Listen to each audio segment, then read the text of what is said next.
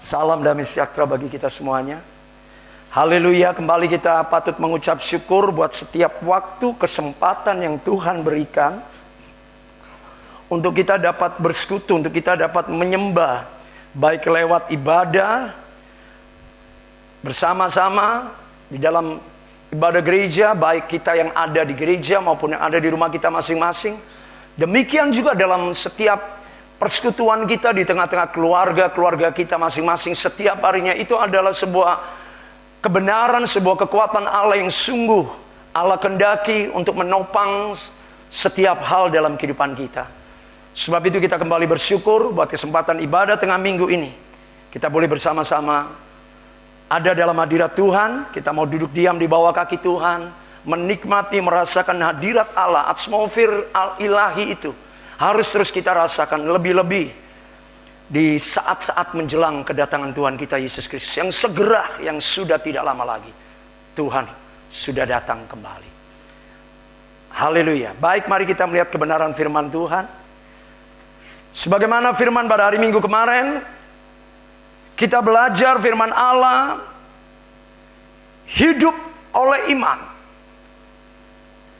Atau secara lengkap firman Allah mengatakan orang yang benar akan hidup oleh iman.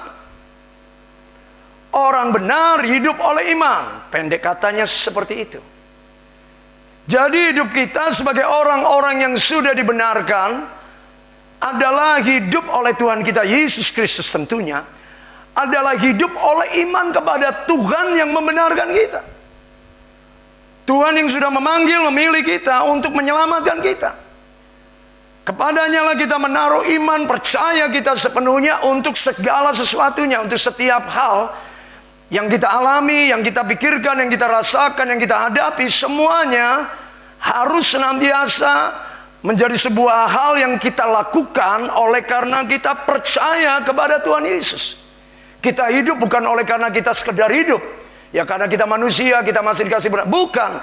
Kita hidup adalah hidup untuk percaya kepada Tuhan Yesus. Sebab hidup yang tanpa percaya kepada Tuhan Yesus adalah hidup yang sia-sia. Hidup yang tidak ada arti. Bahkan hidup yang demikian akan jauh dari hadirat Tuhan, jauh dari kepada kemuliaan Allah, bahkan kebinasaan. Akan menjadi sebuah kenyataan yang akan dialami setiap orang yang tidak hidup dalam panggilan Tuhan, dalam kehendak Allah, yaitu menerima secara pribadi Tuhan Yesus Kristus dalam kehidupannya sebagai Tuhan dan Juru Selamat. Sebab itu implikasi yang nyata, kebenaran apa yang terjadi ketika kita hidup oleh iman sebagai orang-orang yang sudah dibenarkan oleh Tuhan kita Yesus Kristus. Maka kenyataan yang terjadi dalam hidup kita oleh iman itu adalah dasar. Iman menjadi dasar kehidupan orang percaya. Minggu kemarin sudah kita bicarakan. Iman adalah dasar, pedoman, pijakan, segala hal yang menjadi alasan untuk kita bertindak, berpikir, berencana, melakukan segala sesuatu adalah karena iman. Yang kedua adalah iman adalah kekuatan yang menyelamatkan setiap orang yang percaya. Implikasi orang yang hidup dalam iman, maka ia menjadikan iman itu sebagai dasar dalam kehidupannya, pedoman dalam segala sesuatu yang dia pikirkan, dia lakukan, dia rencanakan dalam kehidupannya. Terlebih lagi dalam mengenal apa yang menjadi kehendak Allah. Yang kedua adalah iman itu menjadi kekuatan yang menyelamatkan. Saya kecilkan. Kekuatan yang menyelamatkan. Itulah kekuatan Allah yang Allah berikan pada kita bekerja dalam kita menjalani setiap kehidupan kita setiap hari, sehingga keselamatan dari Allah menjadi sebuah keselamatan yang sungguh dipastikan itu menjadi keselamatan yang tidak akan hilang, tidak akan pernah berubah, tidak akan pernah dapat dibatalkan, diambil oleh apapun, karena iman adalah kekuatan yang Allah berikan untuk keselamatan kita. Roma pasal yang pertama ayat yang ke-16 dan 17. Iman adalah dasar, kita yang tahu. Ibrani pasal 11 ayat yang pertama. Nah, malam hari ini kita bicara hal yang ketiga, implikasi atau hal yang kemudian mengakibatkan kita sebagai orang percaya melangkah lebih lagi di dalam kehidupan iman kita. Yang ketiga adalah iman adalah kemenangan untuk mengalahkan dunia. Iman adalah kemenangan untuk mengalahkan dunia. Jadi setelah iman menjadi dasar, Bagaimana kita harus bersikap sebagai orang percaya, hidup sebagai orang percaya. Karena itu iman adalah dasar daripada apa yang kita harapkan, dari semua yang kita harapkan, Ibrani 11:1. Dan bukti daripada segala sesuatu yang tidak kita lihat. Iman itulah pertolongan Tuhan, janji Tuhan, kekuatan. Dan yang kedua adalah iman adalah kekuatan yang menyelamatkan. Sebab itu kita tidak meragukan keselamatan yang Allah berikan pada kita, bahwa keselamatan terjadi karena kekuatan Allah bekerja secara nyata menolong kita untuk kita hidup dalam panggilan dan kehendak Allah, yaitu keselamatan yang sudah diberikan. Ketika kita berjalan dalam dasar dan kekuatan inilah yang didorong oleh Allah sendiri di dalam kehidupan kita, yaitu membuat kehidupan iman kita atau iman itu mengerjakan kemenangan yang mengalahkan dunia. Iman adalah kemenangan yang mengalahkan dunia. Pada kenyataannya kita masih hidup di dalam dunia ini. Karena itu kita butuh sebuah kepastian kemenangan yang Allah berikan di dalam kehidupan kita. Dalam hidup ini sebenarnya Allah tidak membedakan manusia dan banyak hal. Cuman dua tipe manusia aja. Kita kalah atau menang. Kita manusia yang kalah atau menang. Kita manusia yang gagal atau berhasil. Kita menjadi manusia yang benar atau manusia yang tetap tinggal dalam dosa, tetap hidup dalam kesalahan, kompromi dengan kesalahan. Atau kita memilih untuk hidup dalam kebenaran. Kita mau menjadi pengikut Kristus sejati, atau menjadi ya sekedar tahu Tuhan Yesus tetapi tidak pernah mengambil keputusan untuk menjadi pengikut. Hanya sekedar tahu tapi tidak pernah mengenal secara pribadi Tuhan Yesus Kristus. Ada dua tipe saja manusia yang ada di dunia ini dalam pandangan Tuhan. Seperti manusia rohani dan manusia daging. Ya, orang benar dan orang berdosa. Orang yang mau diselamatkan dan orang yang masih menjadikan keselamatan, oh nanti dulu. Tidak menjadi sebuah kebenaran yang dibutuhkan. Inilah orang-orang yang tetap hidup dalam kehidupan manusia. Sebab itu di dalam hidup ini kita perlu memastikan bagaimana supaya kita menjadi orang yang menang, orang yang berhasil, orang yang tidak kecewa, orang yang tetap dalam kebenaran, orang yang tetap berjalan dalam kehendak Allah. Bukan orang yang kalah, bukan orang yang gagal, bukan orang yang kecewa, bukan orang yang jauh dari hadirat Tuhan dan kemudian kompromi dengan dosa. Allah mau kita memastikan dalam kehidupan kita adalah supaya kita mengalami kemenangan. Pada kenyataannya setiap hari kita berhadapan dengan masalah, persoalan, keadaan-keadaan yang menguji kita. Apakah persoalan, kesusahan, kesulitan ini menjadi kesempatan untuk kita menang, atau sebaliknya kita dikalahkan oleh masalah, oleh persoalan, oleh kesulitan, kesusahan yang sedang dihadapi oleh manusia. Sebab itu Allah mau memastikan kepada kita, Allah mau memastikan kepada kita bahwa ketika iman itu hidup oleh iman. Ketika iman itu bekerja di dalam kita, ketika iman itu bertindak secara aktif, nyata di dalam kita, Allah mau memastikan bahwa Ia akan memberikan kepada kita kemenangan-kemenangan yang daripada Allah. Dalam kita melewati, menjalani kehidupan kita setiap harinya di dunia ini. Karena Allah tahu, Allah melihat kita masih tinggal dan ada di dunia ini. Dan selama kita ada di dalam dunia ini, kita selalu berhadapan dengan kenyataan yang tadi, kita kalah atau menang. Kita tetap hidup benar atau kemudian kita kompromi dengan kesalahan.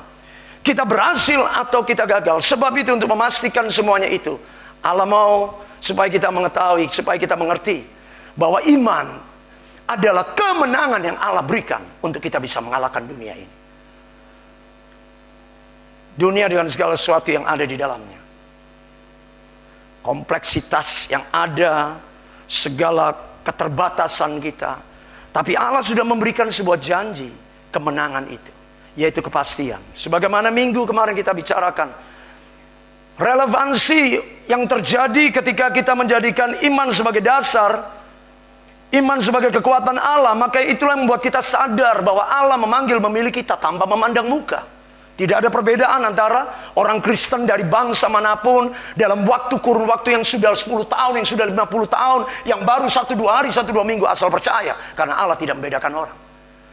Implikasinya ketika kita hidup iman sebagai dasar dan sekaligus sebagai kekuatan Allah, maka akibatnya lebih jauh adalah kita hidup dibedakan. Manusia dunia hidup dengan apa yang mereka lihat, menuntut bukti baru percaya.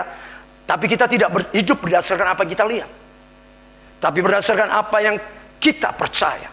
Karena apa yang kelihatan itu sementara, yang tidak kelihatan adalah kekal. Kita tidak memperhatikan yang sementara. Apapun bentuk yang sementara, mau kaya, mau sukses, mau terkenal, mau pejabat, itu sementara, Pak. Engkau tidak lama, kemudian engkau sakit, kemudian engkau meninggal. Itu sementara. Segala sesuatu yang kita lihat di dunia ini sementara. Itulah yang membedakan kita. Kita tidak terganggu, kita tidak merasa terusik. Atau kata dunia, iri cemburu. Tidak ada. Kalau ada anak-anak Tuhan yang masih iri cemburu melihat orang dunia dengan segala bentuk kesuksesannya, maaf, engkau belum mengerti apa itu hidup dalam iman. Kita hidup dalam iman, kita tidak melihat hal yang kelihatan. Itu semuanya sementara. Yang tidak kelihatan, sebab itu kita tidak bermegah dengan hal duniawi. Bukan dengan apa yang kita makan, kita minum, kita pakai. Yang kita miliki, bukan. Kemegahan kita hanya di dalam Kristus adalah yang memberi jaminan kehidupan yang kekal. Kekekalan, bukan yang sementara. Kita semuanya akan mengalami keadaan yang sama, yaitu kita akan berhadapan takhta pengadilan Allah. Tapi bagi kita yang sungguh hidup dalam iman, kita memiliki hidup yang dibenarkan oleh Allah. Karena kita mau hidup berbeda dengan dunia ini. Kita tidak hidup menurut apa yang dilihat dunia, tapi apa yang dikehendaki Allah, yaitu yang kekal yang harus terjadi. Maka akhirnya terjadilah sebuah kepastian keselamatan. Ketika kita menjadikan iman sebagai dasar dan sebagai kekuatan, kepastian keselamatan menjadi sebuah kenyataan yang pasti diterima. Sebab itu, hal yang ketiga ketika kita bicara iman adalah gaya hidup. Iman adalah hidup orang benar atau hidup orang benar oleh iman. Itu luar biasa. Maka yang ketiga Tuhan katakan, kita akan mengalami kemenangan yang pasti untuk mengalahkan dunia ini. Mari kita lihat firman Tuhan sekarang.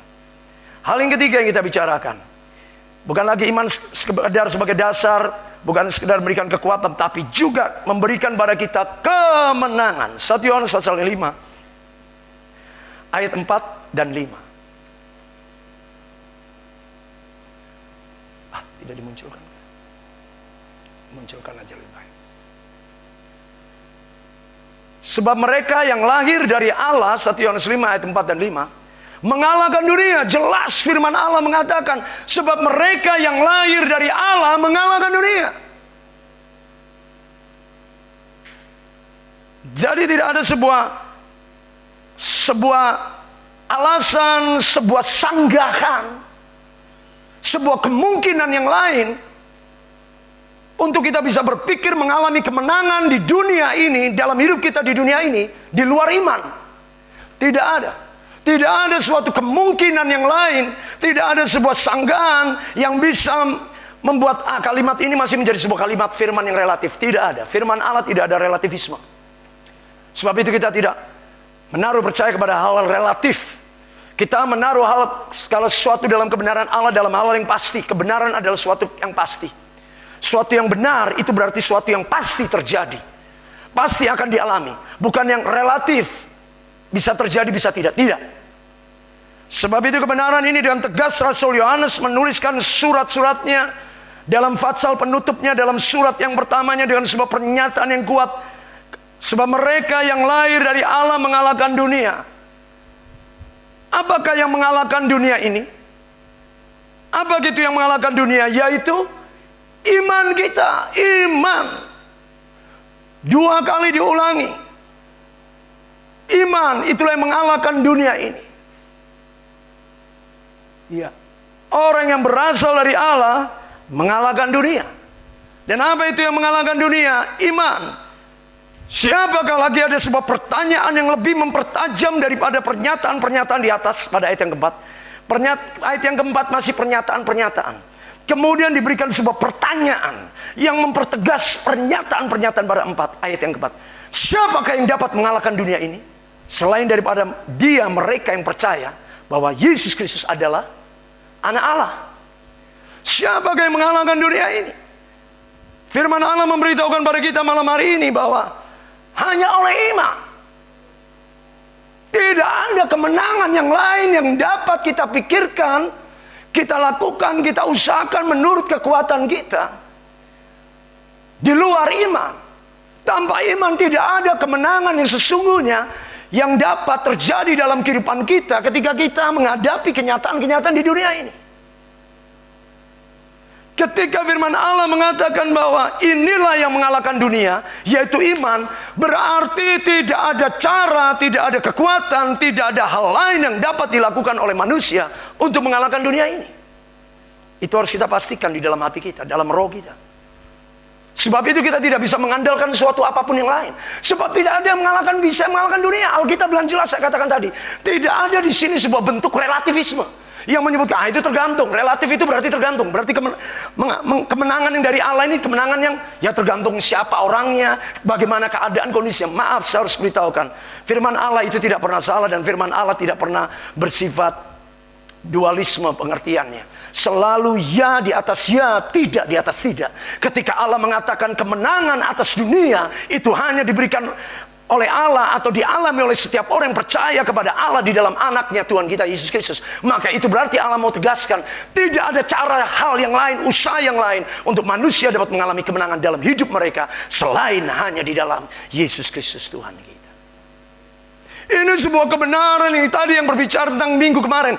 Kepastian. Makanya hal yang ketiga, kita tidak hanya bicara dasar, kita tidak hanya bicara kekuatan yang menyelamatkan. Bicara how to win. Bagaimana kita memenangkan. Bagaimana kita bisa menang dalam kehidupan ini. Inilah sebuah kebenaran yang Allah beritahukan, hidup oleh iman. Bahwa ketika engkau hidup oleh iman, percayalah. Win to win. Kemenangan demi kemenangan Allah sanggup berikan dalam kehidupan kita. Kemuliaan yang menyertai, kuasa kekuatan yang terjadi. Tidak ada hal apapun juga yang bisa membatalkan, mengurangi, membatasi, apalagi meniadakan kemenangan yang sudah Allah janjikan kepada kita. Bapak Ibu, sekali lagi saya harus tegaskan, ya, tidak ada seorang pun yang bisa mengalahkan dunia ini. Karena firman Allah sudah tegas, sudah kita baca bersama-sama dalam 1 Yohanes 5:4-5. Mungkin pada secara manusia kita berpikir, enak banget. Emangnya saya tidak bisa berusaha? Emangnya saya tidak punya pikiran? Emangnya saya tidak punya otak untuk saya bisa melakukan segala sesuatu dengan kemampuan kekuatan saya untuk saya bisa mengalami kemenangan? Bapak Ibu, secara manusia kita harus menyadari, dunia ini dengan hidup kita lebih tua dunia. Bapak Ibu umur berapa sekarang? 70 tahun. Dunia sudah ribuan tahun. Itu fakta sederhana aja. Kita mau pinter bagaimana, saudara doktor, profesor saya, saudara usia tempuh berapa? 30 tahun, 40 tahun. Saudara masih 40 tahun tahu dunia dengan hanya sebatas buku, hanya dengan sebatas gelar wisuda. Saudara belum tahu apa-apa tentang dunia yang sudah sekian ribu tahun ini. Kita mau umur kita umur berapa?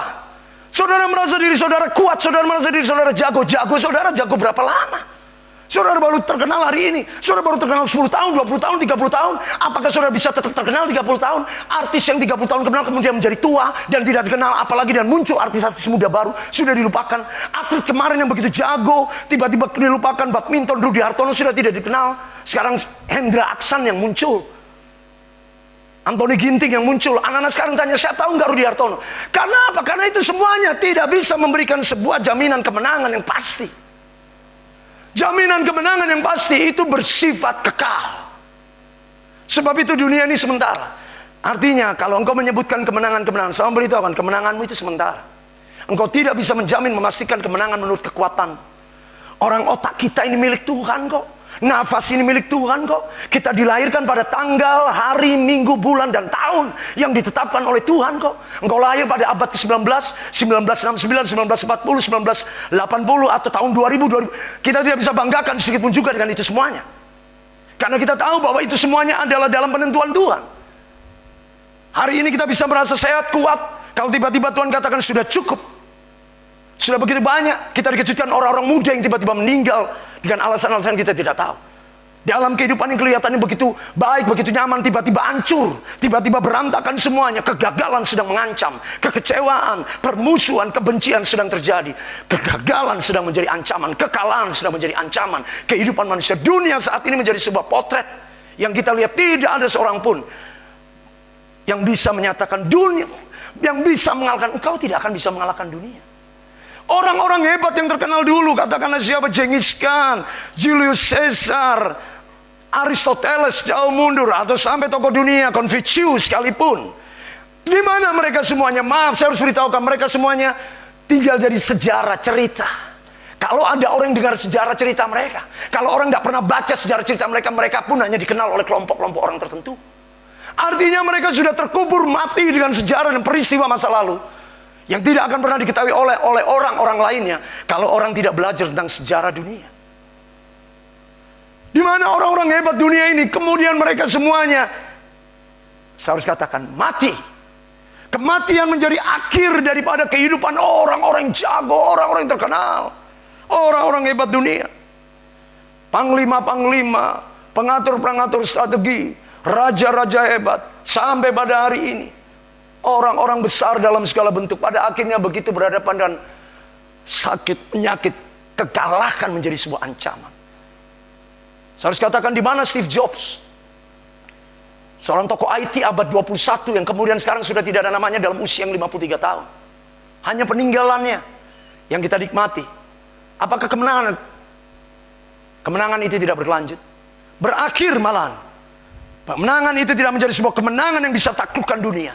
Dia akhirnya harus berhadapan dengan sebuah kekalahan. Kekalahan itu adalah penyakit akan bisa mengalahkan usiamu. Parkinson bisa-bisa, insomnia bisa tiba-tiba, amenia, yes. Penyakit kehilangan darah, kanker otak tiba-tiba bisa mengalahkan engkau. Lebih-lebih hari ini dengan sebuah kejadian dunia secara global, itu bisa mengalahkan kita. Siapa yang bisa menjamin kemenangan untuk kau bisa menang atas kehidupan ini di dunia? Tidak ada seorang pun yang bisa mengalahkan dunia ini. Lihat pemerintahan dunia ini bingung. Lihat semuanya menggunakan cara yang sama. Saya heran tidak ada yang berani memiliki cara yang berbeda. Semuanya cara yang sama. Harus vaksin. Kalau tidak divaksin kenapa sih? Itu jelas menunjukkan ketidakmampuan manusia menghadapi tantangan. Seberapa hebat pengetahuan, kedokteran, farmasi, obat-obatan, sampai menjadi penafsir itu justru bukan seorang ilmuwan kedokteran, seorang IT, informatika, teknologi informatika yang beritahukan pada dunia akan ada pandemik. Bill Gates bisa memberitahukan ini sebuah arus yang berbeda, yang berlawanan, semua orang sedang mengikutinya. Ini menunjukkan sebuah kegagalan. Bagaimana orang IPS bisa mengajari orang IPA? Bagaimana orang IPA seharusnya dia tidak bisa bersaing dengan orang IPS. Tapi hari ini terjadi. Seorang ahli informasi, teknologi IT bisa memberitahukan dunia kedokteran, bisa memberitahukan tentang bagaimana pandemik terjadi. Ini sebuah bentuk kegagalan. Maaf, saya beritahukan bentuk kegagalan dari kaum medis. Kenapa mereka bisa tidak lebih tahu lebih daripada dia? Bagaimananya dengan seorang ini bisa terjadi hal yang terjadi saat ini? Artinya ini semua menunjukkan sebuah kegagalan, kekalahan. Siapa yang bisa menanggapi? Lihat semua orang hanya memiliki satu solusi. Semua negara di dunia, vaksin. Loh, emangnya tanpa vaksin tidak ada? Itulah bukti kekalahan. Kamu nggak belajar, kamu buat apa sekolah tinggi-tinggi ke luar negeri? Sekolah ilmu itu semua yang datang dari Jerman, dari Belanda, dari Amerika, dari London, Inggris. Di mana ilmu itu semuanya kemudian akhirnya sama semua, vaksin. Kalau cuma vaksin ya Italia akhirnya tidak perlu cari ilmu. Kenapa? Beli saja. Beli aja dari Cina, beli aja dari Jerman, dari Amerika, beli saja. Terus di mana itu ilmuwan dokter, ilmuwan farmasi yang begitu hebat dikenal di dalam? Inilah bentuk sebuah kenyataan yang saya beritahukan, bahwa kenyataan firman Allah sungguh teruji, tergenapi, bahwa tidak ada yang bisa mengalahkan dunia selain iman kepada anak Allah. Amin. Iman pada anak Allah itulah yang akan mengatasi segala sesuatunya. Sebab itu hari ini, bagaimana kita menyikapi? Kita tidak takut karena kita percaya. Dengan kondisi yang ada, apapun yang terjadi, kita tidak cemas, kita tidak gentar, kita tidak khawatir. Kenapa? Karena kita percaya, karena kita punya iman. Kita akan mengatasi, kita akan menghadapi, kita akan melewati, dan kita akan mengalahkan segala bentuk-bentuk intimidasi. Melalui perasaan, melalui pikiran, aduh kalau saya tidak terima obat ini, saya kalau tidak pakai vaksin ini, aduh kalau saya tidak beli ini, tidak beli itu, saya akan lemah, saya akan semakin terserang, kok antibody saya akan semakin lemah, tidak ada sesuatu yang saya... Kenapa? Mengapa kita tidak percaya kepada Tuhan? Iman itulah kemenangan yang mengalahkan dunia. Bapak ibu seberapa saudara pintar, pintarmu itu berapa tahun? Dunia ini ribuan tahun dan sudah membunuh, mengalahkan raksasa-raksasa dunia dalam bentuk ilmu disiplin apapun juga. Mau ahli biologi, mau ahli teknik, mau ahli ekonomi, semuanya sudah meninggal. Akhirnya setiap orang berhadapan dengan sebuah kenyataan bahwa kekalahan akan dihadapi. Tetapi bagi kita yang percaya kepada Tuhan, Akhir kehidupan kita bukan sebatas kita temui di dalam tempat pekuburan umum, TPU, bukan. Kita tahu akhir kita adalah bukan kekalahan. Tubuh boleh dikuburkan, tapi roh akan bangkit dan hidup selama-lamanya bersama Bapa di surga. Karena dunia ini akan hilang lenyap kok. Langit dan bumi akan hilang lenyap. Itulah bukti kegagalan dunia yang diberitahukan Allah. Langit dan bumi yang kalian banggakan, dengan segala sesuatu yang kalian katakan, kalian berusaha usahakan untuk menunjukkan kemenangan kalian, ini akan dilenyapkan. Tetapi hanya perkataan Allah itu yang akan tinggal tetap selama dan tidak akan pernah berlalu. Hanya firman Allah. Sebab itu kita yang percaya kepada Allah, kematian secara manusia, TPU tempat pekuburan umum, itu bukan akhir. Justru itu adalah awal daripada kehidupan kita yang sesungguhnya. Kemenangan yang kita bawa sepanjang selama-lamanya, yaitu hidup kekal bersama Bapa kita yang di surga. Tetapi orang-orang yang mati di luar Tuhan, kemana mereka? Hanya ratapan, duka cita semata-mata, kesedihan, dan kemudian pada akhirnya orang itu kemana? Jiwanya kemana? Tapi kita tahu Alkitab mengatakan bahwa setiap orang akan berhadapan dengan takhta pengadilan Kristus. Dia tidak hanya mati di kuburan 1 kali 2, tapi dia juga akan berhadapan dengan kematian, kebinasaan, maut yang kekal. It's hell, itulah neraka. Neraka adalah peristiwa kematian, kekalahan yang lebih mengerikan, Bapak Ibu. Hari ini kita mungkin mengalami, saya kan paling cuma mati. Maaf, kalau engkau meninggal di luar Tuhan, engkau akan mengalami sebuah kematian yang lebih mengerikan. Hari ini kita mati secara jasmani. Ada orang dalam keadaan putus asa, dia bisa bunuh diri, gantung diri dengan caranya. Tetapi itu kau bisa akhiri menurut caramu. Tetapi kematian yang kedua, yang sesungguhnya, Alkitab Wakil menyatakan, tidak ada seorang pun manusia yang bisa melarikan diri. Di sana orang-orang yang tidak hidup percaya dengan Tuhan akan mengalami kebinasaan yang kekal, mengalami penghukuman yang kekal, mengalami maut yang tidak pernah berkesudahan. Kita pikir setelah kita mati dikuburkan hidup selesai. No! Ada kehidupan yang selanjutnya, yaitu kematian berikutnya yang harus kita pertanggungjawabkan. Kalau kita mati di dalam Tuhan, berbahagialah orang mati di dalam Tuhan sekarang ini. Kata roh. Ya. Supaya mereka boleh beristirahat dari jerih lelah mereka. Wahyu 14:17. Ya. Orang-orang mati di dalam Tuhan, mereka beristirahat saja, karena kita pun akan dibangkitkan bersama-sama Kristus. Tapi orang-orang mati di luar Tuhan, mereka harus berhadapan dengan anggur murka Allah. Cawan murka yang tidak ada campurannya. Allah akan menyatakan sepenuhnya bahwa kekuatan kita di dunia ini itu bukan sebuah kekuatan yang bisa kita andalkan kalau bukan di dalam Tuhan. Hanya iman yang dapat memastikan kehidupan kita mengalami kemenangan yang mengalahkan dunia. Mari kita mau semakin percaya kepada Tuhan. Faktanya ya tadi, siapa yang bisa mengalahkan dunia? Hari ini baru digoncang dengan sebuah batuk pilek demam. Saya malas menyebutkan namanya lagi. Kita terlalu memegahkan namanya. Cukuplah. Sebutkan aja peristiwa 2020. Kalau masih hari ini terjadi ya kita tidak mau ngomongin dia lagi. Cukup kita membicarakan, aku punya Yesus Kristus yang hebat. Cuman demam kok, cuman pilek, cuman menggigil. Kalaupun Tuhan izinkan sampai membawa kita kepada berpulang ke rumah. Loh, pulang ke rumah Bapa, haleluya. Kita pulang ke rumah Bapa, puji Tuhan. Ngapain lama-lama tinggal di dunia ini? Begitu banyak air mata, duka cita, keluh kesah. Dosa malah bisa menjadi sebuah ancaman. Sudah hidup kudus, kalau mau lama-lama lagi tinggal di dunia, kamu pertahankan hidup kudusmu. Ketika cobaan sana sini, aduh Tuhan, kok saya sendirian yang jadi orang kudus, kayak orang aneh. Semua pada kudisan, saya sendiri yang kudus. Ada siksaan perasaanmu. Makanya kalau kita dipanggil, ya sudah, jadilah kehendak Tuhan. Saya suka bergurau sama istri saya. Siapa ini dipanggil Tuhan lebih cepat? Kalau saya sih, siapa lebih cepat, it's no problem. Kalau saya semakin cepat, saya semakin senang. Berarti tugas saya selesai. Saya tidak perlu pusingkan itu siapa lebih dulu. Yang penting adalah bagaimana hidup kita. Hidup kita harus hidup oleh iman. Sebab tanpa iman tidak mungkin orang berkenan kepada Allah, sudah jelas. Ibrani 11 ayat 6. Sebab barang siapa berpaling kepada Allah, ia harus percaya bahwa God is exist, God is real. Allah itu nyata, Allah itu hidup. Artinya kita harus hidup dalam perintah ketetapan hukum Allah. Kita harus taat akan Tuhan. Kalau tidak, be careful, hati-hati. Engkau akan berhadapan dengan hukum yang akan menuntut sudah berapa jauh kau hidup dalam imanmu, dalam ketaatanmu. Sebab selanjutnya dikatakan, Supaya setiap orang yang sungguh, sebab ia memberi upah kepada orang yang bersungguh-sungguh. Ada upah, itulah eternal life. Kehidupan yang kekal. Ada upah bagi kita. Ibrani 11 ayat 6. Sebab itu dengan tegas, Paulus menulis pada jemaat di Galatia pun.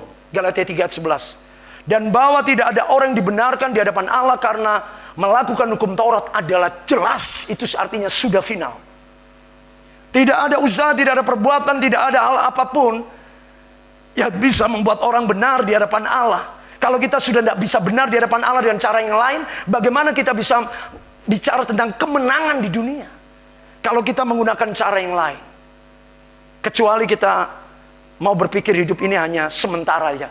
Mikir ya yang penting saya hidup di dunia aja. Orang dunia hanya memikirkan pandangan sementara. Ya selama saya hidup di dunia, saya kejar aja hal duniawi. Sebab itu mereka disebut orang duniawi. Tapi kita berbeda, kita sudah bahas, kita berbeda. Kita bukanlah orang duniawi. Kita tidak memperhatikan hal sementara itu. Tapi kita mau hidup, meraih kehidupan yang kekal. Karena Tuhan telah memberikan kemenangan kepada kita. Nah sebalik yang kedua yaitu tadi. Tuhan memberikan kemenangan. Sebaliknya ketika tidak ada seorang pun yang bisa mengalahkan dunia. Berarti hanya Dia saja yang mengalahkan dunia yang dapat memberikan kemenangan kepada manusia. Siapa Dia yang bisa mengalahkan dunia? Pertanyaannya. Sebab itu ayat 5 tadi mengatakan 1 Yohanes 5 ayat 5. Siapakah yang mengalahkan dunia selain daripada Dia yang percaya bahwa Tuhan Yesus Kristus adalah anak Allah. Hanya anak Allah Tuhan Yesus yang bisa mengalahkan dunia ini. Artinya hidup oleh iman berarti hidup yang mengalami kemenangan yang diberikan oleh Tuhan kepada kita. Kemenangan yang kita miliki adalah kemenangan yang bukan karena kekuatan kita, kemampuan kita, usaha kita, bukan. Alkitab sudah mengatakan tidak ada seorang pun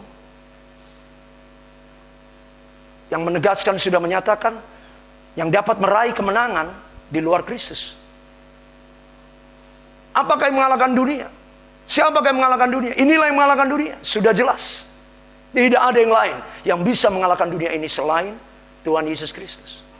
Sebab itu kita harus percaya kepada Tuhan Yesus supaya kita menerima kemenangan yang sudah diberitahukan oleh Allah, dinyatakan oleh Allah kepada kita. Oleh iman kita akan mengalahkan dunia. Sebab itu kita harus mengalami iman itu di dalam kehidupan kita, yaitu kita mempercayai Allah, kita menaruh harapan kita hanya kepada Allah, kita mempercayakan segala sesuatunya atas kehidupan kita kepada Tuhan Yesus. Maka itulah akan kita menerima kemenangan demi kemenangan yang diberikan oleh Tuhan kepada kita. Sebab siapakah yang telah mengalahkan dunia? Sebutkan nama, tokoh, bahkan maaf dalam kitab suci apapun yang bisa memberitahukan. Mau sebut tokohnya maupun sebut Allahnya sekalipun. Yang berkata aku telah mengalahkan maut. Aku telah mengalahkan iblis, mengalahkan setan, mengalahkan pemerintah, penguasa, penghulu, roh jahat di udara, kecuali Yesus Kristus Tuhan. Tidak ada kitab suci apapun, tidak ada kepercayaan apapun yang bisa memberitahukan. Mau bukti? Coba. Adakah seorang mereka bisa membuktikan mana yang telah mati dan bangkit lagi? Tidak ada. Setiap orang yang mati tidak akan bangkit lagi selain anak Allah Tuhan Yesus Kristus. Karena melalui kebangkitannya Dia memberikan bukti kepada kita bahwa Dia telah mengalahkan maut, telah mengalahkan penguasa dunia, telah mengalahkan segala penghulu, pemerintah, roh-roh jahat di dunia ini, yaitu iblis, setan-setan. Itu sudah dikalahkan. Itulah yang menguasai dunia ini, setan, iblis, sehingga manusia tidak akan pernah bisa mengalahkannya. Tetapi Allah melalui anak yang diutusnya ke dunia ini telah mengalahkan iblis, telah mengalahkan setan dengan segala perbuatannya, dengan segala cara-cara yang sudah dihancurkan dalam kemenangannya di kayu salib.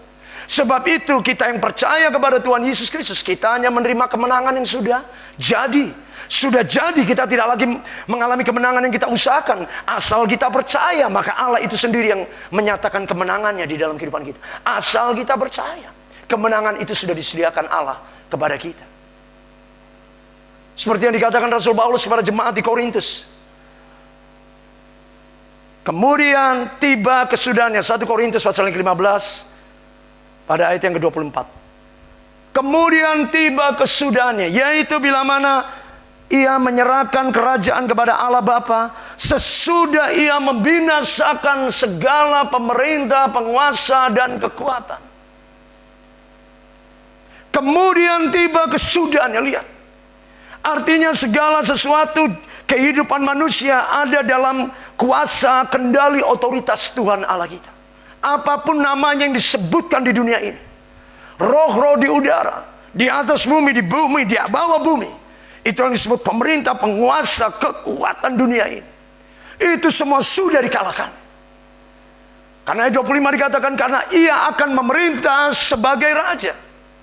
Karena ia harus memerintah sebagai raja. Sampai Allah Bapanya meletakkan semua musuhnya di bawah kaki. Ini adalah sebuah kebenaran yang berbicara tentang kemenangan Kristus.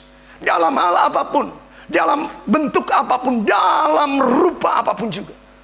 Pemerintahan, penguasa, kekuatan dunia ini, itu sudah ditaklukkannya. Itulah berbicara segala roh-roh jahat di udara. Kuasa-kuasa kegelapan yang sudah berhierarki, berstruktural demikian rupa. Sebab itu manusia tidak mungkin bisa mengalahkannya. Kecuali anak Allah yang telah turun mengalahkan semua sistem pemerintahan roh jahat itu. Penguasa, penghulu yang disebutkan oleh Paulus dalam Efesus pasal ke-6. Pada 12. Karena musuh kita bukanlah darah dan daging, tetapi melawan pemerintah-pemerintah, melawan penguasa-penguasa, melawan penghulu-penghulu, dan melawan roh-roh jahat di udara. Tidak ada dunia yang bisa mengalahkan itu.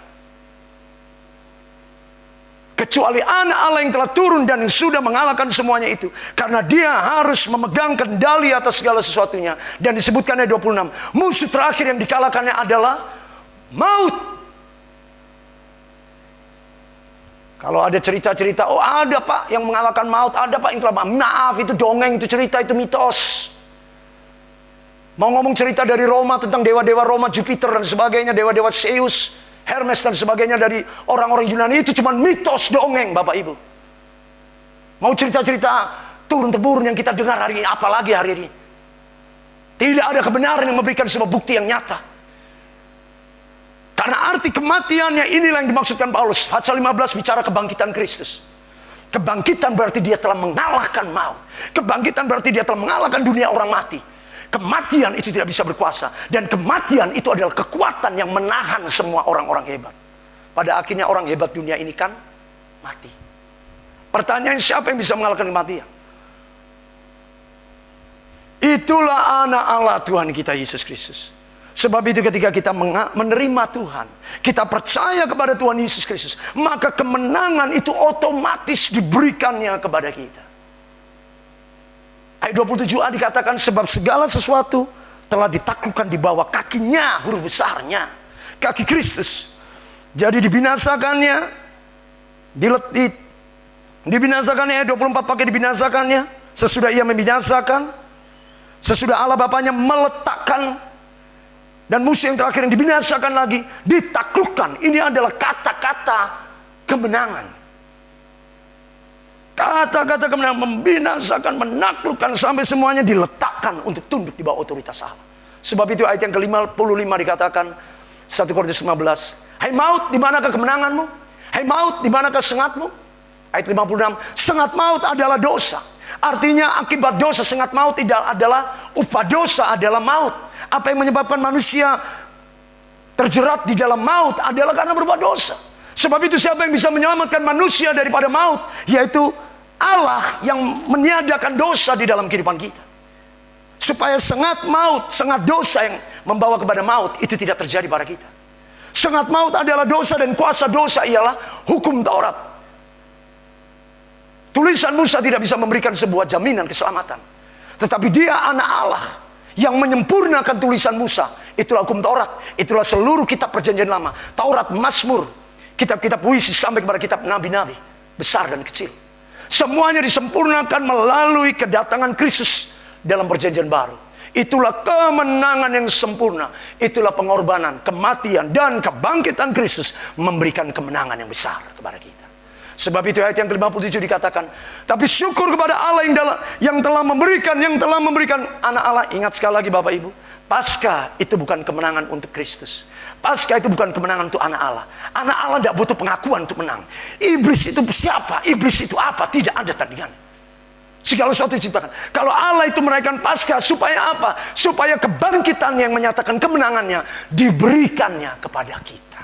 Kitalah yang butuh kemenangan. Allah tidak butuh pengakuan kemenangan. Anaknya tidak butuh pengakuan untuk kemenangan. Anaknya tidak butuh sorak pengakuan kemenangannya. Karena dia sungguh adalah Tuhan mengatasi segala sesuatunya. Kitalah yang membutuhkan kemenangan itu. Supaya kita sebagai anak-anak yang sudah ditebus diselamatkan oleh iman kepada anak Allah, kita betul mengalami kemenangan yang dijanjikannya dalam kita menjalani kehidupan kita di dunia ini, dengan dasar yang teguh dan kekuatan yang menyelamatkan dan iman yang mengalahkan dunia ini. Kemenangan yang mengalahkan dunia telah Kristus berikan bagi kita. Karena itu saudara-saudaraku, berdirilah teguh, jangan goyah, dan giatlah selalu dalam ayat 58 pekerjaan Tuhan, sebab kamu tahu bahwa dalam persekutuanmu dengan Tuhan jeripayamu. Tidak ada kehidupan di dalam iman Kristus sia-sia. Siapa bilang hidup, saya percuma Pak berdoa? Maafkan saya. Tidak ada. Karena firman Allah memberikan bukti dari perjanjian lama. Lihat bagaimana Allah memberikan bukti kemenangannya dari penciptaan. Sambil memilih orang-orang benarnya mulai dari Nuh. Ketika manusia pertama jatuh dalam dosa. Dari keturunan Nuh, Sem, Ham, dan Yafet inilah lahir orang-orang hebat. Sampai lahirlah Abraham, orang pilihan Allah. Dan dari Abraham, Allah turut bekerja, Allah ikut menentukan. Dan ini orang-orang berkemenangan. Bukan hanya pada zamannya, bukti kemenangan mereka dibicarakan sampai hari ini. Bukti nama mereka terus menjadi nama yang dipakai oleh orang percaya. Setiap nama baptisan ada nama Abraham. Nama Daud, nama mereka artinya menjadi sebuah nama yang tetap hidup. Bukan hanya peristiwa 2700 tahun yang lalu. Bukan peristiwa 3000 sampai 4000 tahun yang lalu. Tapi sebuah peristiwa kebenaran yang terus dipimpin oleh Allah sampai hari ini. Kemenangan demi kemenangan sudah terjadi, sudah diberikan oleh Allah. Lebih-lebih lagi dalam perjanjian baru ketika anaknya telah datang dan menyempurnakan kemenangan yang sudah diterima dalam perjanjian lama. Itu disempurnakan, yaitu kemenangan yang sampai kepada maut. Kalau kemarin dalam perjanjian lama maut masih belum diselamatkan. Sebab itu orang-orang kudus Tuhan yang meninggal lebih dulu, yaitu perjanjian lama sebelum Tuhan Yesus bangkit, itu masih tinggal di Hades. Itu masih di terminal perhentian. Belum masuk ke tempat kudus yang sesungguhnya. Tapi begitu Tuhan Yesus sebagai yang sulung yang pertama kali bangkit, disitulah orang-orang kudus semuanya yang dikuburkan itu bangkit bersama-sama dengan Tuhan. Masuk dalam kemuliaan yang kekal. Itulah kemenangan yang diberikan oleh Allah. Kemenangan yang sampai kepada maut. Kemenangan yang mengatasi segala-galanya. Sebab itu Allah dapat memastikan oleh iman kita dapat mengalahkan dunia. Oleh iman kita menerima kemenangan. Kemenangan yang dapat mengalahkan, menghancurkan segala perbuatan apapun dari si jahat. Sebab itu secara cepat Rasul Paulus mengatakan, sebab itu apa yang kita katakan tentang semuanya ini. Jika Allah di pihak kita, siapakah lawan kita? Roma 8:31. Sebab itu lebih jauh lagi kitab Wahyu pun mengatakan, oleh darah anak domba dan oleh perkataan kesaksian mereka mengalahkan dia. Wahyu 12 ayat yang 11. Mereka mengalahkan dia. Nyanyian kemenangan ayat 10. Wahyu 12 ayat 10 bicara nyanyian kemenangan. Inilah kemenangan yang dialami oleh orang-orang percaya. Kemenangan yang diberikan oleh Allah oleh darah anak domba. Bukan oleh karena kekuatan kita, oleh pikiran kita, pengertian kita, bukan. Tapi oleh darah anak domba Allah ketika kita mengaku, oleh darah Tuhan Yesus aku sudah disucikan. Aku sudah diampuni dan aku sudah menjadi anak Allah. Maka kemenangan oleh darah Tuhan Yesus. Dan kita bersaksi tentang kasih karunia-Nya. Kemuliaannya itu membawa kemenangan atas segala penguasa kuasa dunia ini. Karena dia telah mengalahkan dunia ini. Karena itu Wahyu 17 ayat 14 mengatakan, mereka akan berperang melawan anak domba. Tapi anak domba itu akan mengalahkan mereka. Sebab dia adalah Tuhan di atas segala Tuhan dan Raja di atas segala Raja. Dan mereka yang bersama-sama dengan dia juga menang. Kita juga menang. Karena kita menerima kemenangan dari anak domba. Kemenangan itu kita terima asal kita percaya. What kind of victory you need? You want it. Kemenangan macam apa yang kita butuhkan hari ini? Percayalah kepada Tuhan. Kita sudah belajar tentang bagaimana sungai Yordan terbelah. Orang lumpuh 38 tahun sudah disembuhkannya dengan cara yang ajaib. Kita sudah belajar bagaimana hal berdoa sebagai cara penerobosan. Mari hari ini iman itu adalah salah satu faktor penerobosan yang Allah berikan dalam hidup kita di tahun penerobosan. Engkau harus percaya. Engkau berdoa tanpa beriman juga itu menjadi sebuah masalah dalam doa-doamu. Karena engkau sendiri tidak yakin bahwa Allah menjawab doamu. Karena engkau bimbang dan ragu dalam doamu. Sebab itu mari kita percaya. Mari bangun rohmu. Kemenangan yang daripada Allah dinyatakan. Allah sudah membuktikan kemenangannya bagi kita. Amin.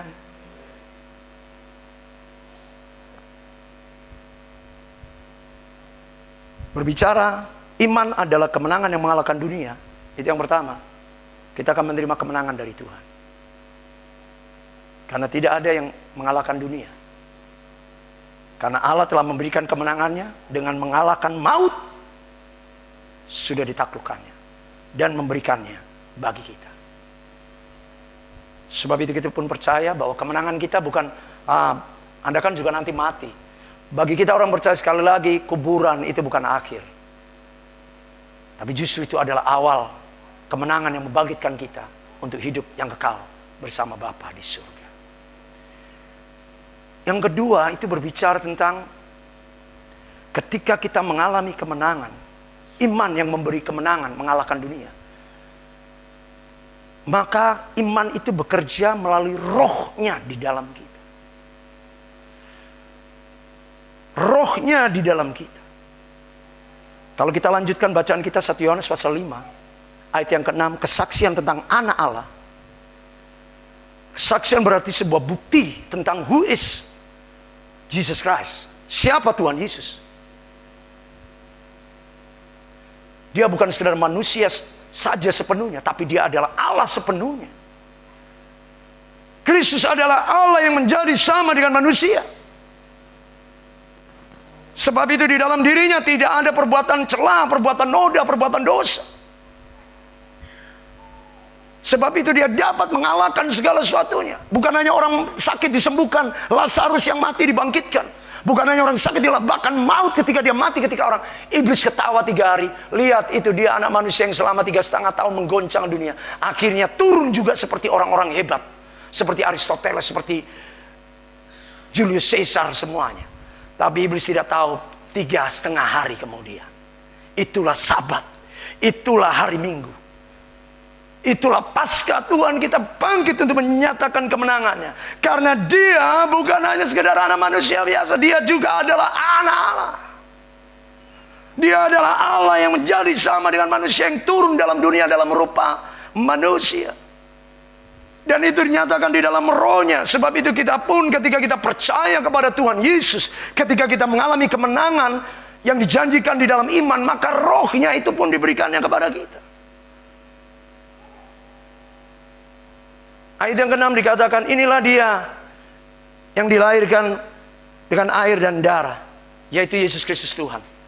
Bukan hanya dengan air, tetapi dengan air dan darah dan roh yang memberi kesaksian.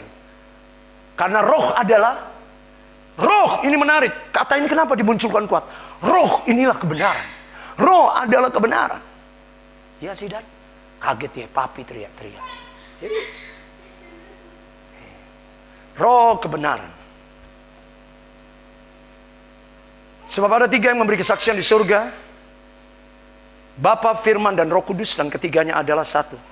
Dan ada 3 yang memberi kesaksian di bumi, roh, air, dan darah, dan ketiganya adalah satu.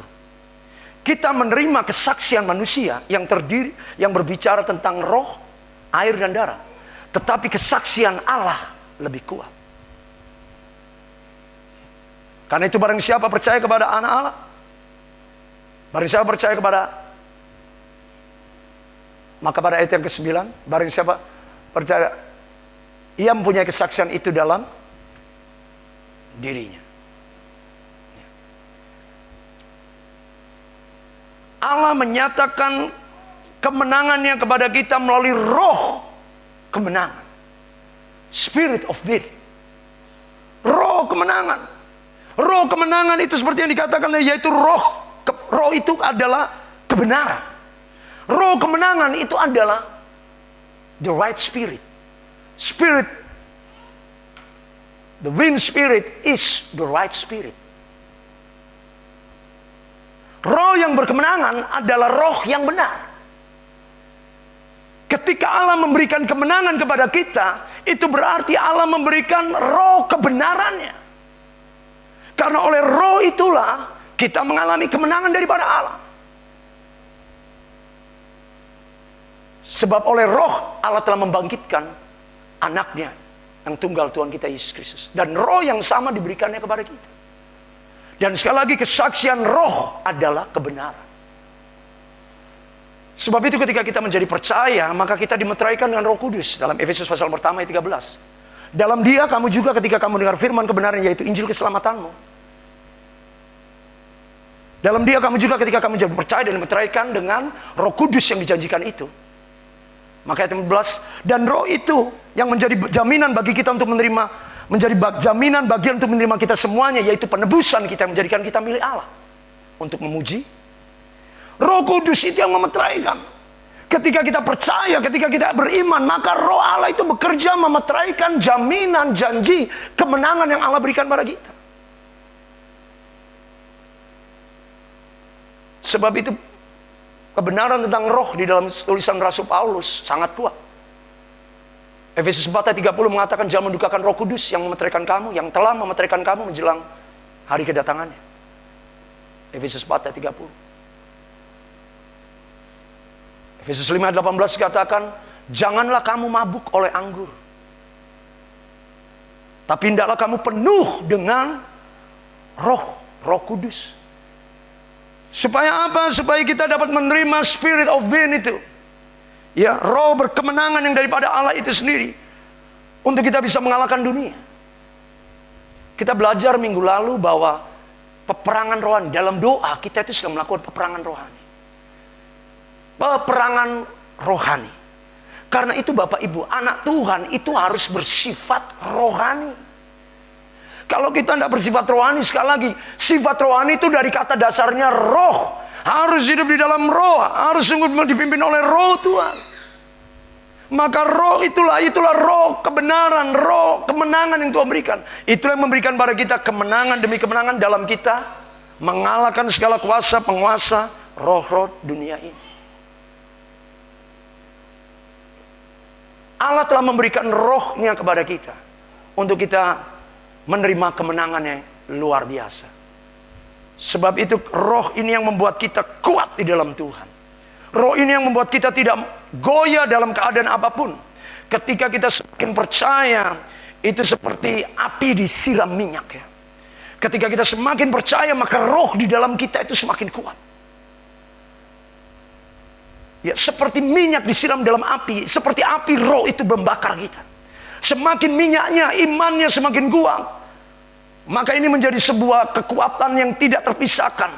Minyak dan api seperti pelita dan minyak itu. Firman dan kebenaran, roh dan kebenaran. Menyembah Allah di dalam roh dan kebenaran. Karena Allah adalah roh. Barang siapa menyembah Allah harus menyembah Allah dalam roh dan kebenaran. Roh dan kebenaran ini. Itulah iman. Percaya kita kepada Tuhan Yesus oleh firman-Nya, maka kita akan semakin kuat di dalam Tuhan. Sebab itu firman Allah mengatakan, sebab roh yang ada di dalam kamu lebih besar daripada roh-roh yang ada di dalam dunia ini.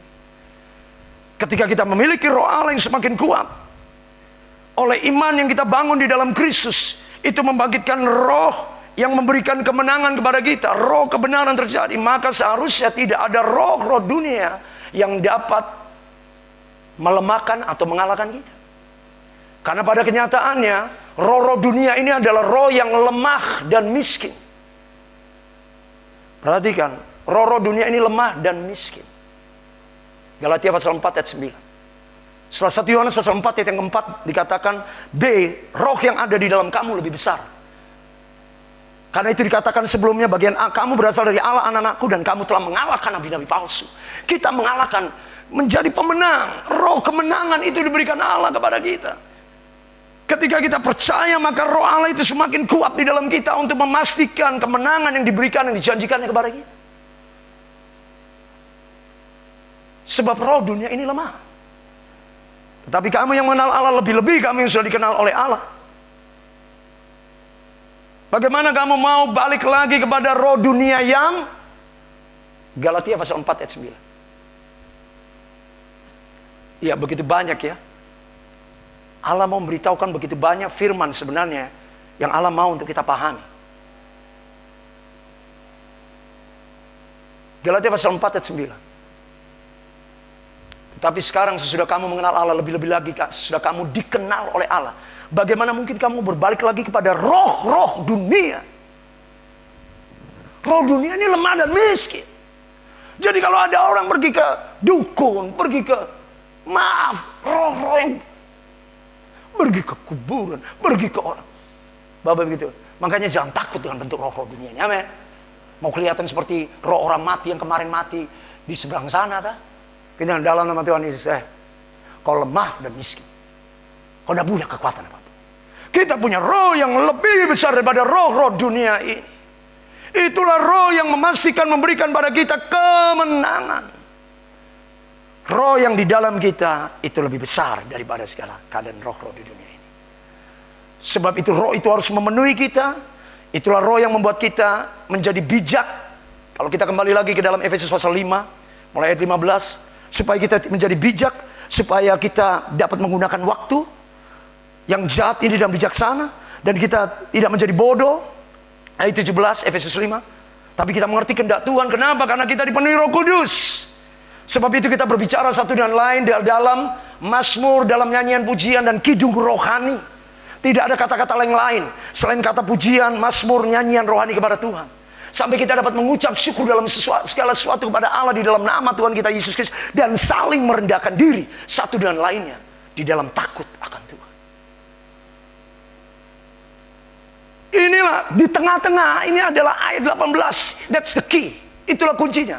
Sebab itu dimulai dari Efesus pasal yang pertama ayat yang ke-13-14 bicara roh yang memeteraikan. Menjadi jaminan bagian seluruhnya.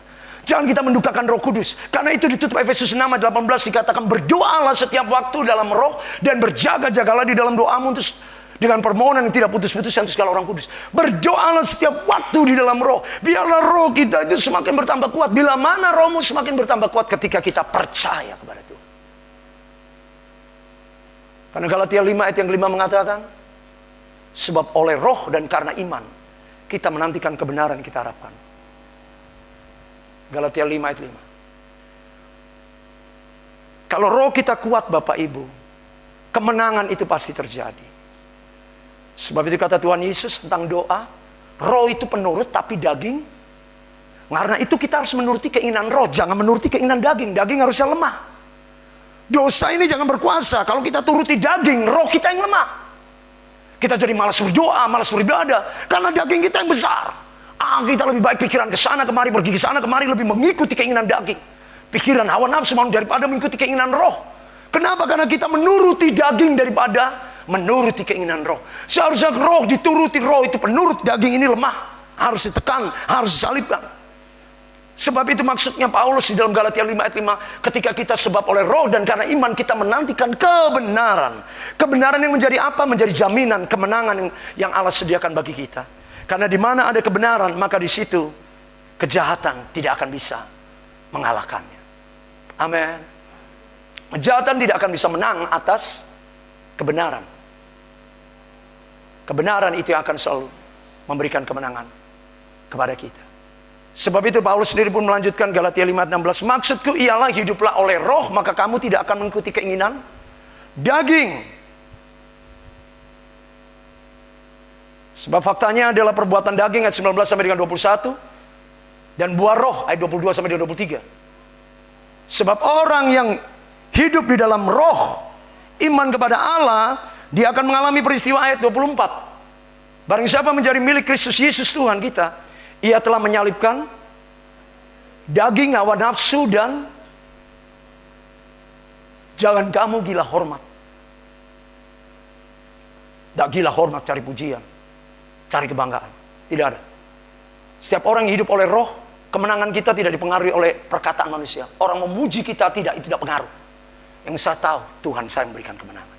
Orang mau hargai kita tidak, kita tidak gila pujian manusia. Kita tidak gila hormat. Sebab itu ini menjadi tanda yang penting. Dan jangan saling menantang dan saling mendengki. Karena sebelumnya ayat 25 dikatakan, jikalau kamu hidup oleh roh, biarlah hidupmu juga dipimpin oleh roh. Galatia 5 ayat yang 25. Kemenangan oleh roh Tuhan itu sungguh dahsyat. Menjadi sebuah kebenaran yang harus terjadi di dalam kehidupan kita. Maka itulah kemenangan yang Allah berikan ketika kita percaya. Roh itu akan semakin nyata. Roh itu akan semakin bangkit di dalam kita. Roh itu akan semakin bekerja. Dan sebaliknya, ketika roh itu semakin bekerja, iman kita pun ikut diangkat. Ini sebuah kebersamaan yang luar biasa, iman dan roh. Iman mengerjakan kebenaran, ingat sekali lagi. Roh dan kebenaran, kebenaran oleh iman. Orang benar hidup oleh karena iman. Iman dan Roh Kudus ini bekerja bersama-sama.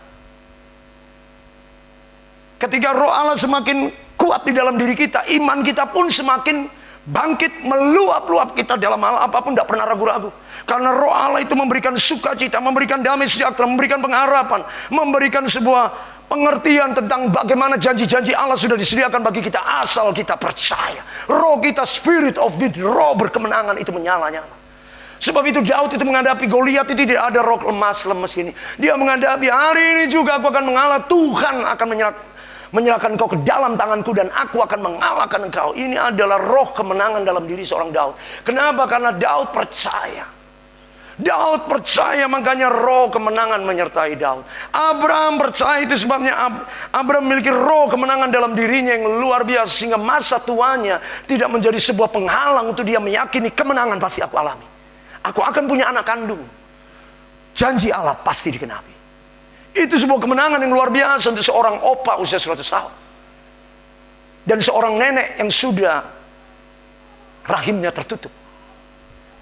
Sekalipun tidak ada dasar untuk berharap, namun Abraham berharap juga. Itulah kemenangan. Bahwa dia akan menjadi bapa banyak bangsa. Roma pasal 4 ayat yang ke-19. Ayat yang ke-18. Kemenangan yang luar biasa. Allah mau nyatakan. Ketika kita sungguh menaruh percaya, harapan kita hanya kepada Tuhan. Tidak ada yang lain.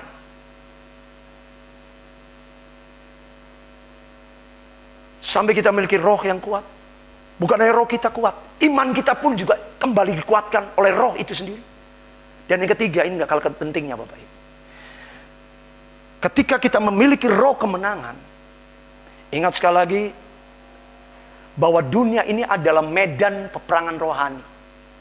Antara si jahat, setan, iblis, dengan roh kebenaran. Roh kebenaran. Itulah roh Allah, itulah roh kudus. Yang diberikan Allah kepada kita anak-anak Tuhan. Karena itu kita dimeteraikan dan roh kudus yang dijanjikan itu. Untuk menerima bagian kita seluruhnya.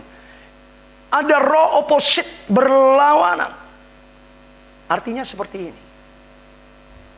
Iblis itu kenal. Kita ini orang yang tidak bisa dikalahkannya. Atau sebaliknya. Kita tidak diperhitungkan sama sekali oleh iblis. Karena iblis adalah roh. Manifestasinya adalah dalam bentuk perbuatan jahat yang terjadi melalui sikap perbuatan manusia. Manifestasinya. Tapi iblis itu sendiri adalah roh. Sebagaimana Allah adalah roh. Karena itu manifestasi Allah yang adalah roh nyata dalam diri anak-anak Tuhan. Yang mau berdoa, mau menyembah, mau setia, mau taat, mau tekun. Sebab itu iblis bisa melihat kalau anak-anak Tuhan ini memiliki roh Allah atau tidak. Karena iblis adalah roh. Dia akan bisa melihat dalam diri orang itu ada roh Allah atau tidak. Bisa mengenali. Kalau kita tidak memiliki roh kemenangan, roh kebenaran, roh kudus itu di dalam diri kita. Biarpun kita sudah mengaku diri kita orang Kristen dan sebagainya. Tapi kalau kita tidak mengalami, tidak berjalan memiliki roh kemenangan di dalam diri kita. Saya beritahukan, iblis itu roh. Dia mengenali roh yang ada di dalam kita. Apakah itu roh kebenaran? Roh kebenaran yang dijanjikan oleh Allah untuk kita meraih kemenangan yang sudah diberikannya melalui rohnya yang kudus? Atau tidak?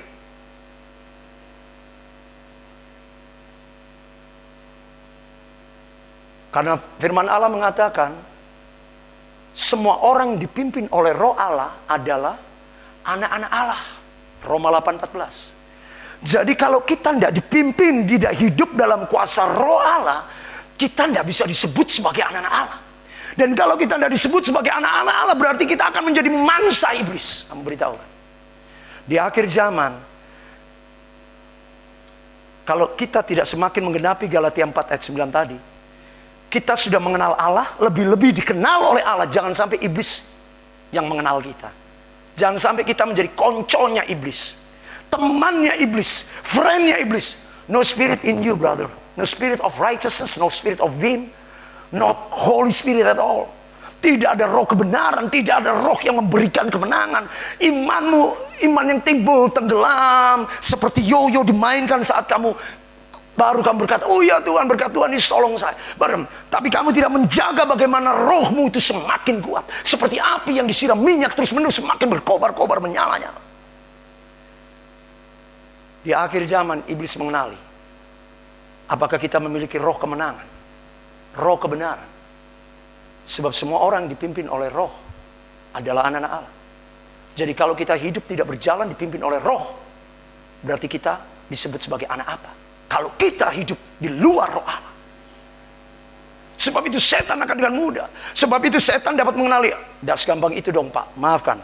Firman demi firman saya tunjukkan. Mundur ayat yang kelima. Sebab mereka yang hidup menurut daging, memikirkan hal yang dari daging. Dari pikiranmu iblis tahu. Pikirannya seronok, pikirannya cemar, pikirannya tidak baik, pikirannya bicara sesuatu yang tidak berkenan pada Allah. Iblis tahu makananmu daging.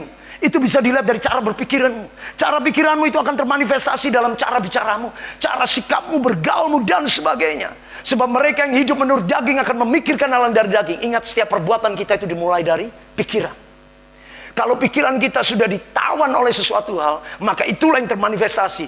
Iblis dengan gampang dia sudah kenal. Kamu tidak berjalan dengan roh seperti Roma 8:14. Semua orang yang dipimpin oleh roh Allah adalah anak Allah. Pertanyaan, kamu berjalan dengan roh Allah tidak?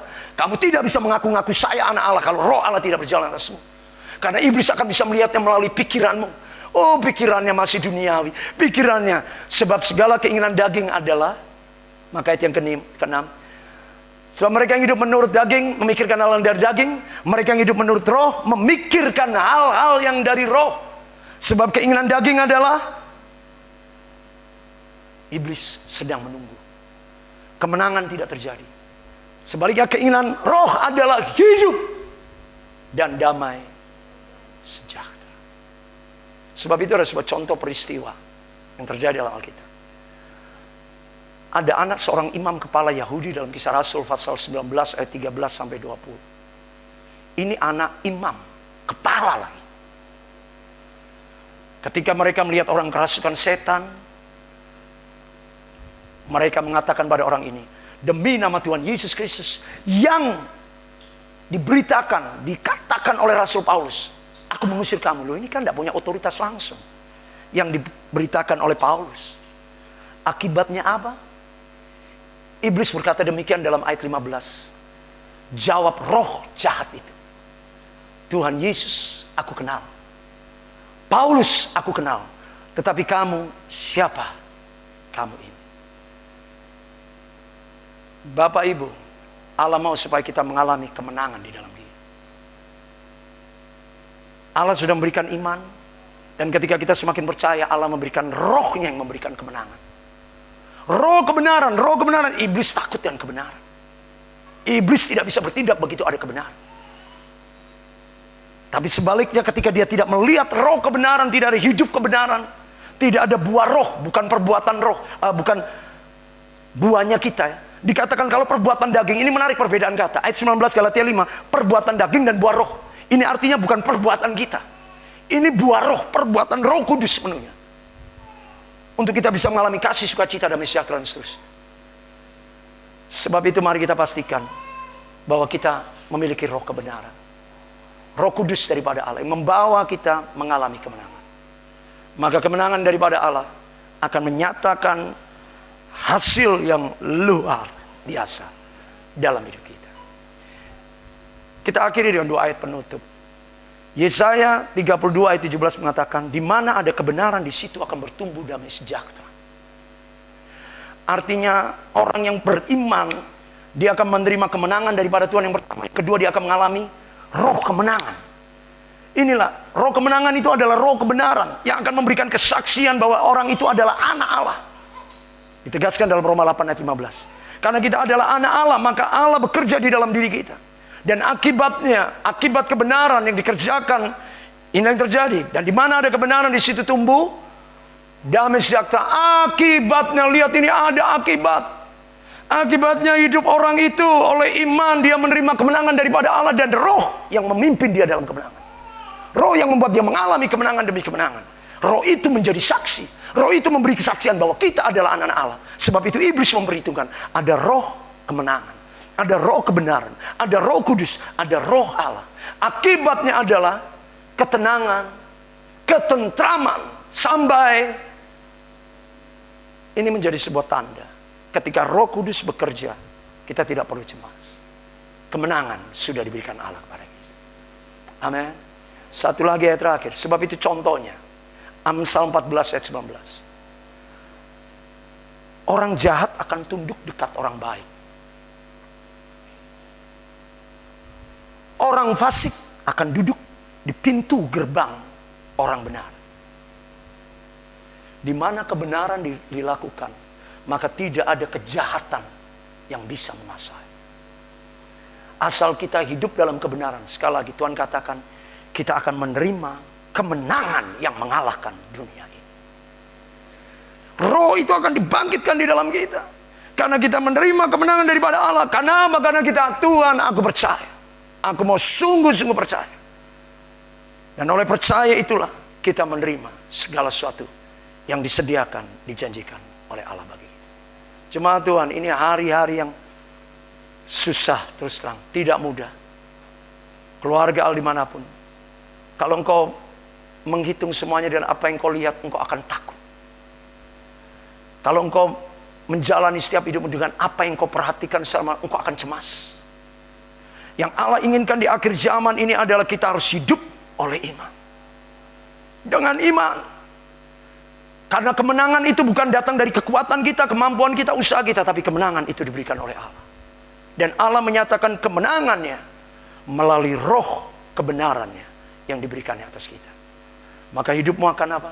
Damai sejahtera, tenang, tentram. Apa sih yang dicari manusia? Pada akhirnya kan, ya dari punya musuh sampai musuh itu bisa berdamai. Tadi orang jahat bisa diam, duduk dekat orang baik. Orang fasik sampai orang fasik itu pun akhirnya tidak bisa berbuat apa-apa di depan pintu. Inilah ketenangan. Kita tidak takut. Mau apapun yang terjadi sekeliling kita, kita tidak takut. Karena pada akhirnya kebenaran daripada Allah itulah oleh iman kemenangan diberikan oleh Tuhan bagi kita. Sebagai umat percaya, karena orang benar hidup oleh karena Tuhan Yesus berkati. Mari kita berdoa. Haleluya.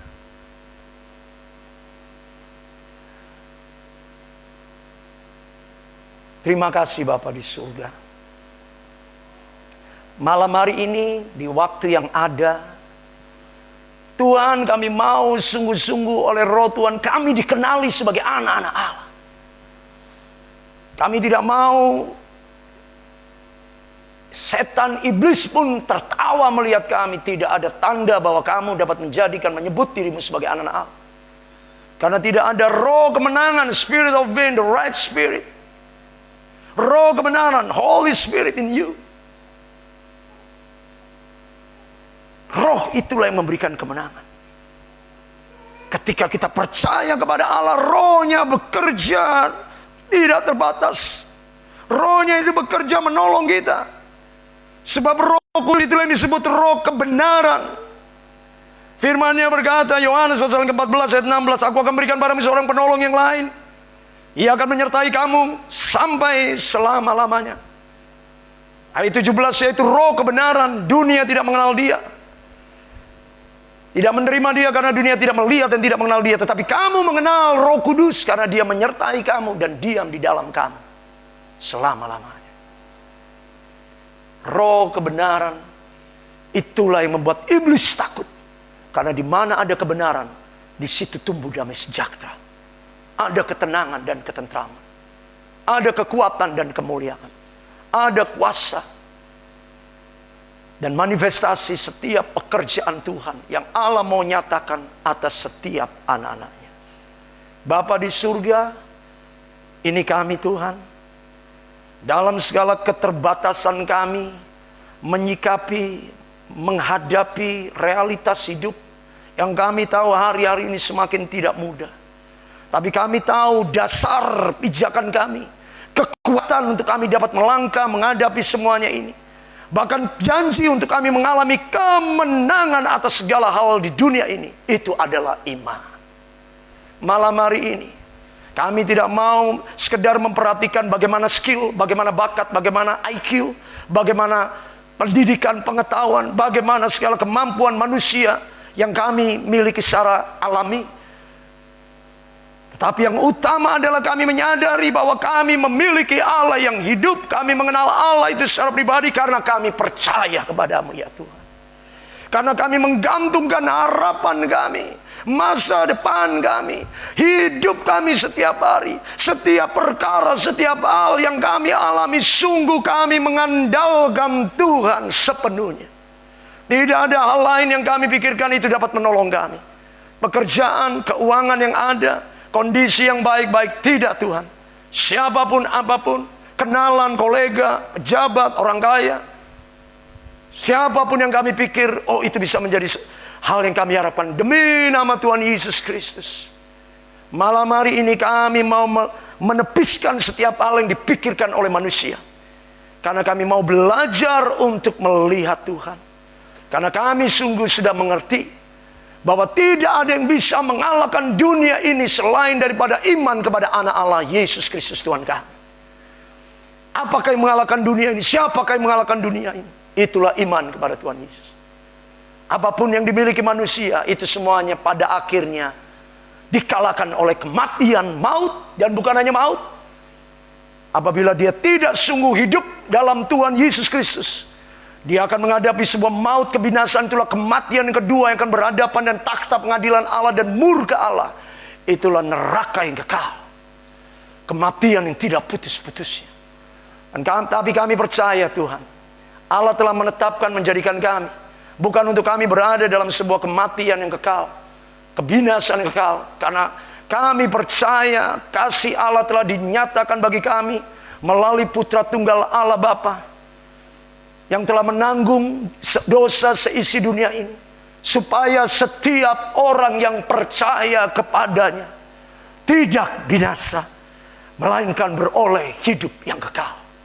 Bagian kami bukan dalam kebinasaan, tetapi dalam kekekalan yang membawa kami untuk terus hidup dan tinggal bersama Tuhan. Sebagaimana hari ini, besok, lusa dan seterusnya, kami mau hidup dalam iman, dalam takut akan Tuhan, dalam persekutuan di dalam roh yang memberikan kemenangan, roh kebenaran, yang memberikan kami kuasa kekuatan, yang terus membangkitkan, mengobarkan iman percaya kami, untuk kami setia taat bertekun di dalam ketuhanan. Kami mau hidup dalam kehendak-Mu Bapa, rencana-Mu. Sebab itu kemuliaan-Mu, itulah yang kami percaya menjadi bagian kami dari sekarang sampai selama-lamanya. Kami mau bertekun, kami mau setia ke Tuhan.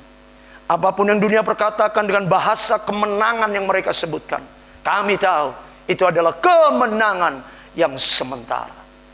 Kemenangan yang nantinya harus diperhadapkan di hadapan takhta pengadilan Tuhan. Tetapi kami yang punya kemenangan oleh iman kepada anak Allah Tuhan Yesus Kristus, kami percaya inilah kemenangan yang membawa kami dalam kekekalan bersama Bapa di surga. Oleh rohnya yang memeteraikan seluruh jaminan bagian yang disediakannya bagi kami, yang telah menebus kami, supaya kami pun dipakainya untuk kami dapat memuji kemuliaan Tuhan Yesus. Terima kasih Bapa.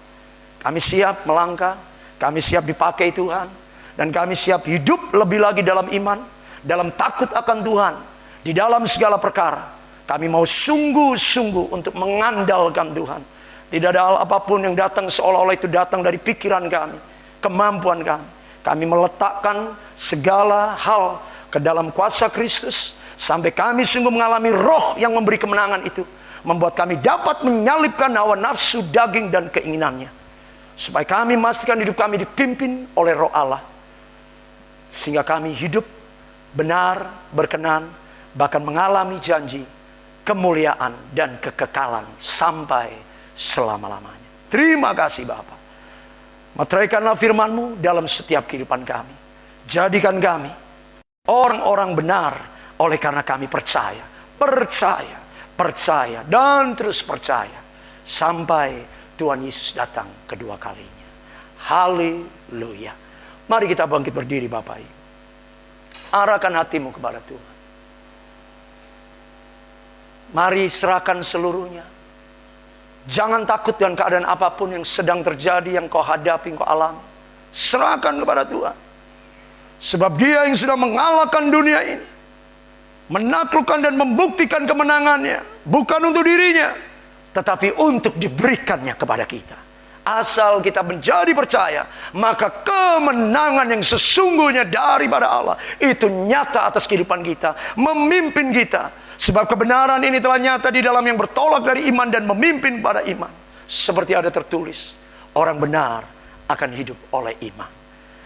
Bapa, Engkau melihat setiap hati kami. Engkau yang menguji, menyelidiki. Kami mau setia, kami mau taat, kami mau mempercayai Allah dalam hal apapun juga. Bukan keadaan kami, bukan dunia ini yang kami percaya dalam bentuk apapun. Janji manusia, perkataan, apa yang kami tidak, Tuhan. Kami mau percayai firman Tuhan. Perkataan Allah itulah ya dan amin. Yang kekal, yang membawa kami kepada suatu kebenaran yang teruji, terbukti, dan menjadi nyata. Dan itu sudah Tuhan buktikan. Alkitab ini menjadi saksi. Dan hidup kami setiap hari menjadi bukti. Kemenangan oleh iman selalu Tuhan berikan. Tuhan nyatakan dalam kehidupan kami. Tuhan memberkati setiap keadaan jemaat Tuhan. Tuhan menyinari dengan kasih karunia kemuliaannya. Wajah Tuhan memandang kami semuanya. Dibawanya kami semakin mendekat. Dipegangnya, dituntunnya kami. Diurapinya kami dengan roh kebenaran, roh kemenangan. Allah Roh Kudus yang hebat itu. Sehingga kami pastikan kemenangan daripada Allah terus nyata terjadi dalam kehidupan kami. Tangan kanan Tuhan memegang kita. Dengan tangan kanan yang membawa kita terus naik, tidak turun. Jadi kepala bukan ekor. Engkau pasti berhasil, engkau pasti beruntung. Dibedakan daripada dunia ini. Karena janji kemenangan yang mengalahkan dunia oleh iman di dalam nama Allah Bapa, Allah Anak, Allah Roh Kudus memenuhi kita, keluarga kita, suami istri, anak-anak, masa depan, rencana pekerjaan, segala harap, doa, bahkan cita-cita kita. Serahkan dalam tangan Tuhan. Allah memberkati kami semuanya. Dalam nama Tuhan Yesus Kristus.